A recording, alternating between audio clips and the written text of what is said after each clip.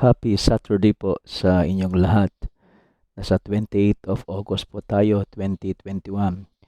It's also the birthday of my pamangkin, Ryan Dominic. So I offer my prayers and my masses for him today. Pinagdiriwang po natin ang memorial ni Saint Augustine, Bishop and Doctor. Kahapon po, Friday, August 27, we celebrated the memorial of his mother, Saint Monica. We are still on Saturday of week 21 in ordinary time.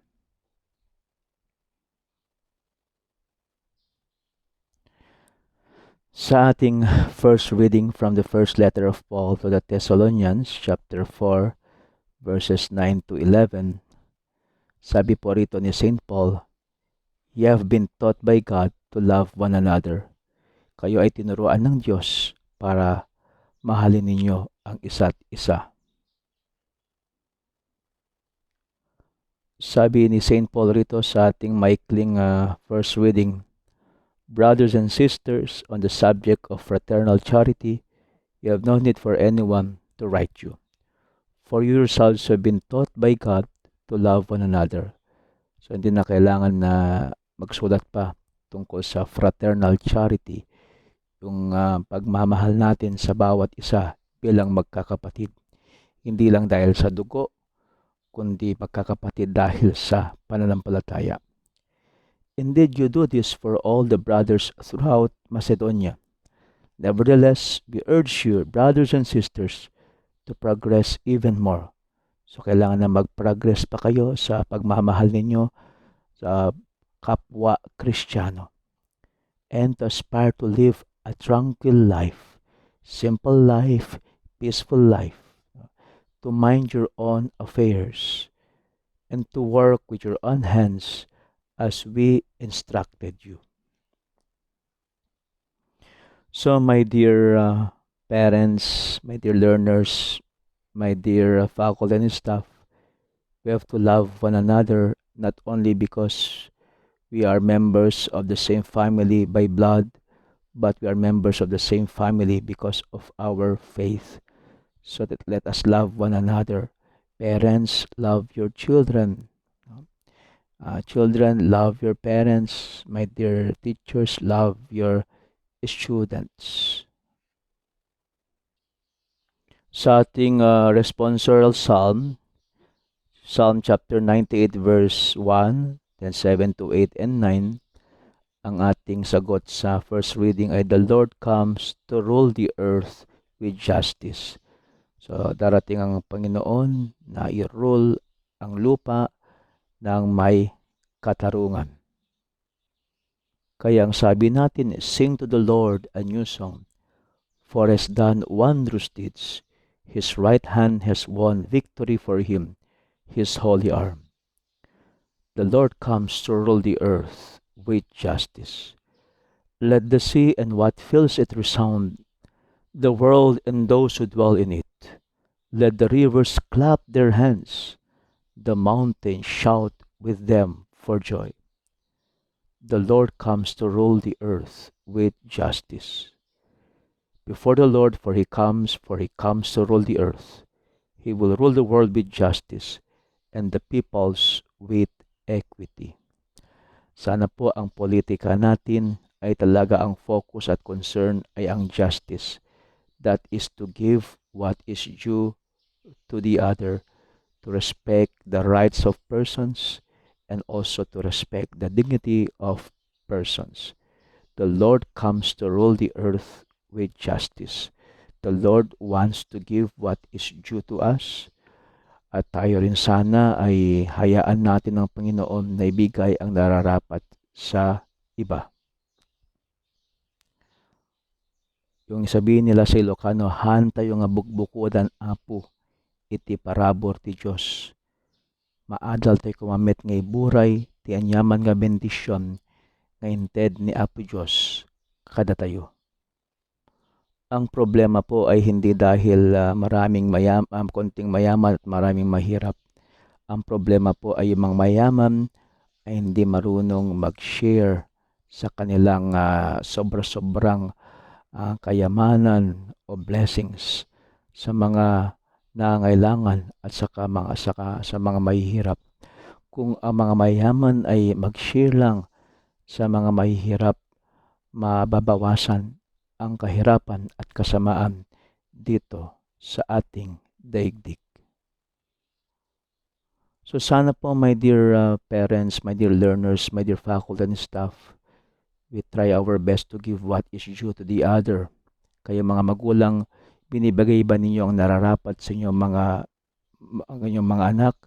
Kayo mga anak, binibigay ba ninyo ang nararapat para sa inyong mga magulang? Kayo mga guro, binibigay ba ninyo ang nararapat sa inyong mga estudyante? So yan, no? Napaka-importante ang human virtue na justice, to give what is due to the other. Sa ating gospel, Matthew chapter 25, verses 14 to 30, binanggit dito ng ating Panginoon sa kanyang parable, sa kanyang talinhaga, "Since you have been faithful in small matters, come share your master's joy." So sana maging tapat tayo kahit sa mga maliliit na bagay. Kayo mga estudyante, mga maliliit na bagay sa pag-aaral ay maging faithful tayo, maging tapat tayo. Kayong mga magulang, maging faithful kayo sa inyong mga asawa, sa inyong mga misyon.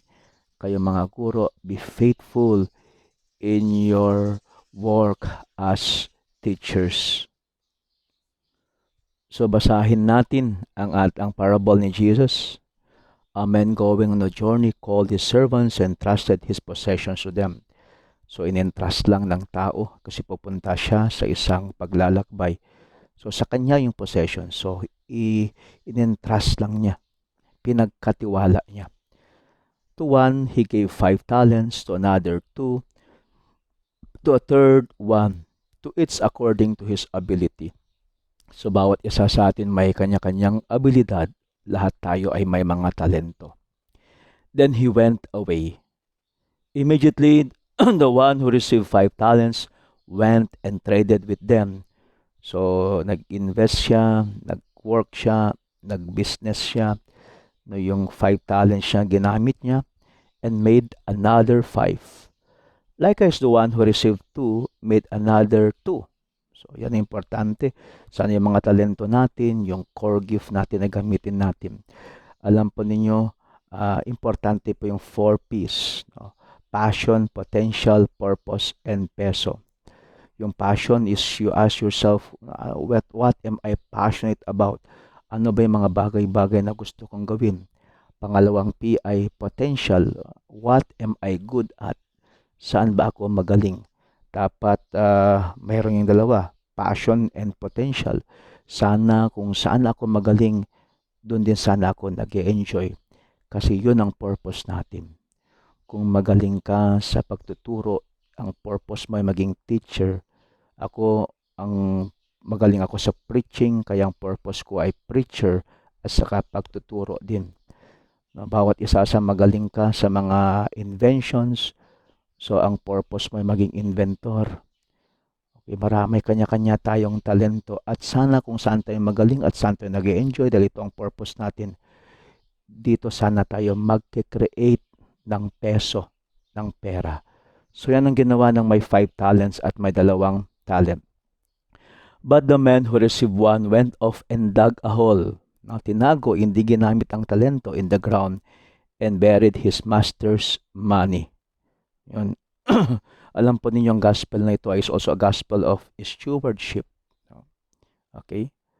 So, paano ba natin ginagamit ang ating time, talent, and treasure for the Lord and for our love of neighbor?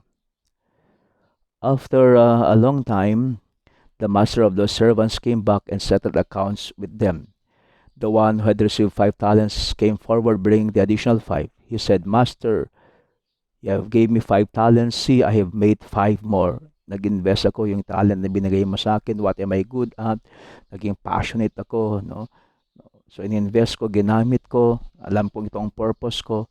Nag-create ako ng peso. No? So, ito, nagbunga ang aking mga talento."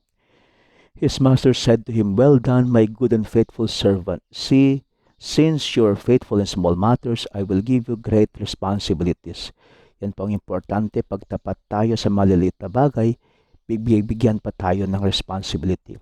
Napakahirap po ang mag-delegate, no? Yung i-delegate mong trabaho sa iba, dapat yung ipag-delegate mo, yung talagang taong maasahan, gagawin yung mga trabahong ganun. So sana po, let's give our best when we are given work, no? We serve, so that we will mapagtalkan tayo when pagkakatiwalaan nila tayo, and we will be given many responsibilities.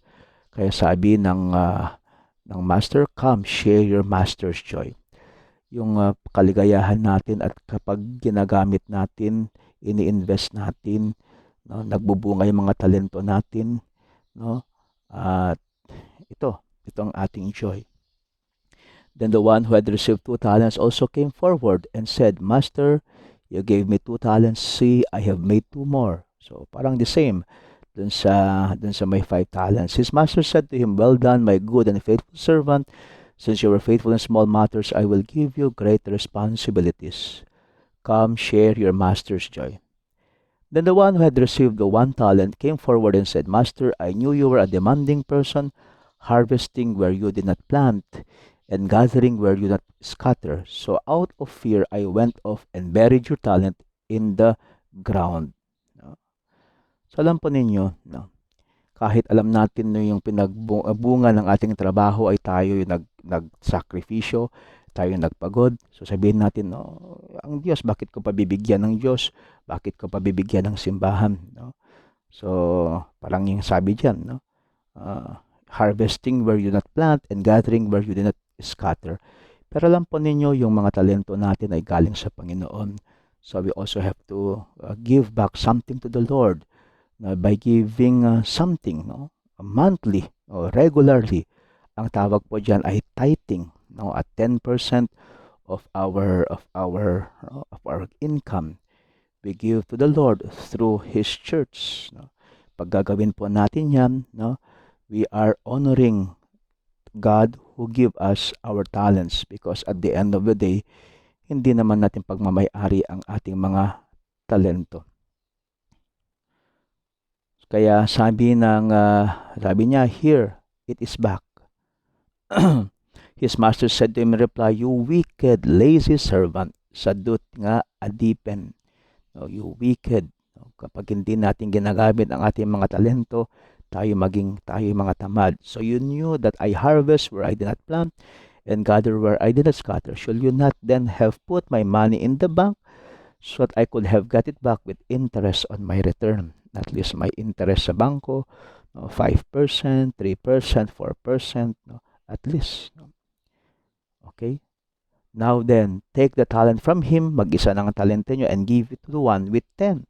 Yung 5 na naging times 2, 10. For to everyone who has, more will be given, and he will grow rich. But from the one who has not, even what he has will be taken away. And throw this useless servant into the darkness outside, where there will be wailing and grinding of teeth. So my dear parents, kung ano man ang talento, no, what are you good at that the Lord has given you, so have passion with it. That is your purpose. Sana mag-create kayo ng pera through your talents. Sa inyo mga my dear learners, ganun din kung saan kayo magaling, no? Kung saan kayo nag-e-enjoy, yan ang purpose ninyo. So dapat yan ang inyong career path, no? So kung saan kayo magaling, aldan kayo mag-create ng pera. My dear faculty and staff, I know that you are already good in teaching, so be passionate with it, no? So that this is your purpose in life. So use it to also to have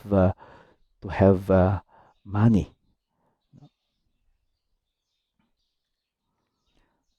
So to love one another is also to be faithful in small matters, and love means we share our master's joy. And with love, kailangan rin ang justice, to give what is due to the other. The minimum is the first step so that you can give the maximum, to give yourself to others. You can never give what yourself to others if you not give what is due. So until bukas po, no? Sunday naman bukas. So thank you for watching and listening to this long reflection of our daily readings. Saint Augustine, pray for us.